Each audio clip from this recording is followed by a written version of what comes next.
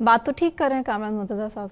क्या कि अगर आपने मुज़ाकरात करने हैं एटलीस्ट हमें तो आप एंगेज करें, जो बात हम पहले भी प्रोग्राम्स में करते रहे हैं। उन्होंने कहा हमें मसला कोई नहीं है, अगर इस्टेब्लिशमेंट से तरीके इंसाफ ने बात करनी है तो ज़रूर करें, लेकिन उसके बाद हमारे इत्तेहाद से फिर हम 2 कदम पीछे हटते हैं।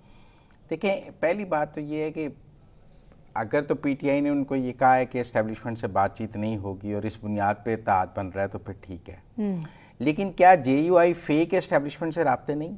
वो तो उनके खिलाफ बयानबाजी करते हैं मौलाना नहीं, साहब क्या के फ्लोर पर। नहीं, क्या जेयूआई फे या मौलाना फजलुर रहमान के इस्टेब्लिशमेंट से राब्ते नहीं है? कहते तो नहीं है फिलहाल।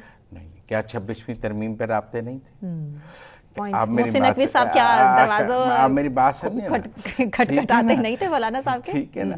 तो क्या मेरा टेक्निकल बात यह है कि जेयूआई फे के भी मुख्तलिफ टाइमिंग्स पर मुख्तलिफ मौके पर इस्टेब्लिशमेंट से राब्ते रहे हैं।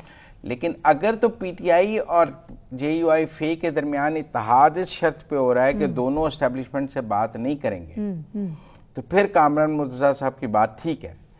अगर तो शर्त ये थी कि हम दोनों इत्तेहाद बना रहे हैं एस्टेब्लिशमेंट के खिलाफ और हम दोनों अब एस्टेब्लिशमेंट से बात नहीं करेंगे क्योंकि हम उनके खिलाफ इत्तेहाद बना रहे हैं, तो फिर कामरान मुर्तजा साहब का जो इख्तिलाफ है वो मुझे ठीक लगता है। एक दूसरा एंगल भी है कि खुद ही आप एस्टेब्लिशमेंट के साथ 1 to 1 हो गए और उसके बाद हम पीछे रह गए, तो कल को क्या बात बनेगी, क्या सूरत हाल होगी? फिर अगर ये है कि पीटीआई ना करे, अच्छा पीटीआई जरा एलानिया करती है, मतलब एक भी मुलाकात हो जाए तो लोडियां ही पान लग पैंते में कि हाय हमारी एस्टेब्लिशमेंट से मुलाकात हो गई, डांस ही शुरू कर। अवाम की जमात है, सियासी जमात है, अवाम को कुछ बताए बगैर नहीं रहती। साहब की किसी से कोई मेरा ख्याल मुलाकात क्या फिक्स ही नहीं हुई, बुध को मिलूंगा, मंगल बुध को था।